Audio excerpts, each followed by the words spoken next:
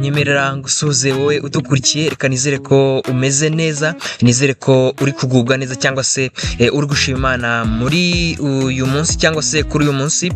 Hanyuma turi gutangira icyumweru, ndizera ko icyumweru gishize cyagenze neza, cyakugendekeye neza, kandi ndizera ko n'iki ngiki kizakugendekera neza, right? Hanyuma nk'ibisanzwe ikiganiro cyitwa Tembera Culture Vibes, murabizi ko tuba tubafite amakuru ajyanye n'imyidagaduro cyane kabisa hano mu Rwanda ndetse no hanze yarwo, aho ugenda umenya uko ibintu bimeze mu nce zitandukanye z'imyidagaduro cyangwa se muri izi kategori z'imyidagaduro n'ubundi, right? Hanyuma ntago nshaka uyu munsi dutinda, nitwa Shema Pacifique, yitwa Storm 660, n'ubundi nk'ibisanzwe niho umenyera aya makuru ajyanye na showbiz industry, hanyuma ukabasha kuba umenya uko ibintu bimeze. Hanyuma rero nguhaye ikaze hani kuri Storm 660.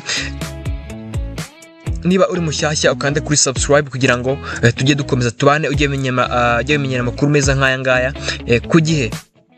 Hanyuma nyemerera duhere ahangaha, ngira ngo abakunzi babo witwa Bruce Melody ndetse n'uwitwa Diamond, Diamond avuye hera Diamond abavuye koko, okay, witwa Bruce Melody ndetse n'uwitwa The Ben bari mu gihugu cya Uganda, bari aho bari bagiye mu bitaramo bitandukanye byo gufasha abanya-Uganda kwizihiza umunsi wa Saint-Valentin. Hanyuma witwa The Ben yataramaga ku munsi wo kuwa gatandatu, ngira ngo murabyibuka neza cyane kabisa, hariya muri Maison Noire, ndaje mukandi tubyinjiremo cyane. Hanyuma ku munsi wo ku cyumweru witwa Bruce Melody nawe yarataramaga kabisa hariya mu gitaramo cyari cyiswe Serenity Sidentic Sunday, hanyuma aba ashimisha abakunzi be. Hanyuma ngira ngo duhere kuri Bruce Melody, hanyuma ndagenda mbereka amashusho yuko igitaramo cyari kimeze, hanyuma muze kumbwira uko mwabibonye. Hanyuma kuwitwa Bruce Melody kabisa wanunamiye witwa Radio, muraza kugenda mubyuma muri inkuru kabisa, n'igitaramo cyiswe n'ubundi nk'uko namaze kubivuga Serendipity Sidentic Sunday, kikaba cyarabaye ku itariki ya 15 Gashyantare mu mwaka wa 2026 ku rubyiniro ubwo hari ku kabyiniro kitwa Governor Uganda. Kikaba kimwe mu bitaramo byari byitegerewe cyane muri iki gihugu kubera ubuhanga bw'abaririmbyi n'umubare w'amatike yari yashyizwe ku isoko. Nuvuga ngo ni igitaramo cyayobowe na witwa Abrayanza, aho Bruce Melody yaririmbye acurangiwe n'itsinda rya Symphony Band n'ubundi risanzwe rifasha mu bikorwa bye by'umuziki, ndetse n'umucuranzi w'ingoma witwa Yugi, ndetse Bruce Melody yatanze umwanya wo kumenyekanisha cyangwa se yatangiye umwanya wo kumenyekanisha indirimbo yitwa Pom Pom, yakoranye n'uwitwa Diamond Platnumz ndetse n'umunya-Nigeria witwa Brown Joel. Hanyuma indirimbo zaririmbwe cyane n'uyu mugabo ni indirimbo ze zo mu bihe byagiye bitambuka kabisa, by'umwihariko kandi muri iki gitaramo umuhanzi witwa Lydia James, yitwa Lydia Jasmine, yaje ku rubyiniro ashimira witwa Bruce Melody, avuga ko ariwe muhanzi akunda cyane mu Rwanda. Yaravuze ati, mu magambo yagize ati, umuhanzi wenyine wo mu Rwanda nkunda kandi yanyakiriye ubwo nari mu rugendo rwo kumenyekanisha album yanjye mu Rwanda.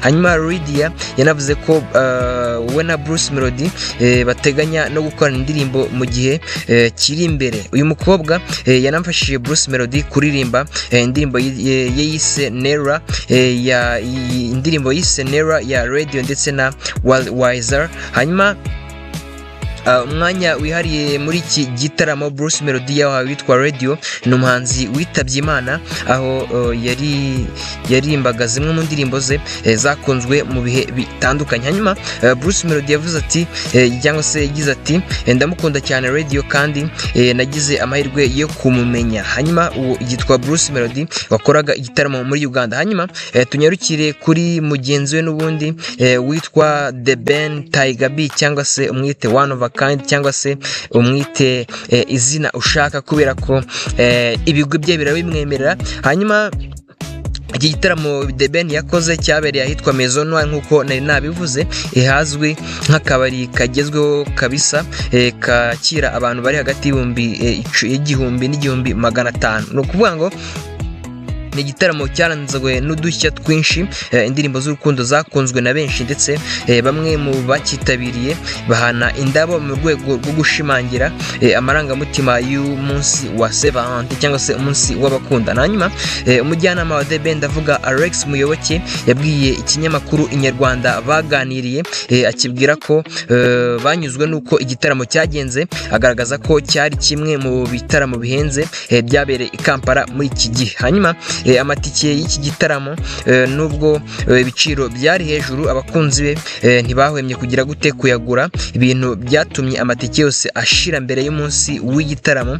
Kikaba ari igitaramo kandi cyaririmbwemo n'umuhanzi Shafi muramuzi cyane wamamaye mu ndirimbo hanyuma witwa Shafi kabisa, nawe yatangaga ibyishimo, ngira ngo muri kugenda mubona amashusho hano muri screen zanyu. Hanyuma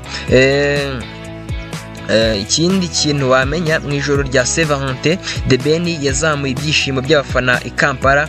Hanyuma yitwa Maison Noire yari yuzuye kabisa, imbaraga z'abakunzi be, imbaraga z'umuziki. Hanyuma indirimbo z'urukundo nazo ziraririmbwa, ibintu bigenda neza cyane. Hanyuma uwo yitwa Bruce Melody kandi yitwa The Ben Tagabi cyangwa se One of a Kind. Hanyuma ni makuru aba ari kubavugaho cyane ko hari abantu bagira amakuru menshi kubera ko like n'aba legend. Icyo ni cyambere. Hanyuma ikindi ni abahanzi bagira abakunzi benshi bahora bifuza kumenya aho ibintu bigeze cyangwa se uko bamerewe, right? Hanyuma nkubwira ko iyi ni Storm 160 ngitwa Shema Pacifique, ndakwemera cyane. Hanyuma niba uri cyacu kandi kuri subscribe, hanyuma kandi ujye udukurikira, ndagukunda cyane. Ciao.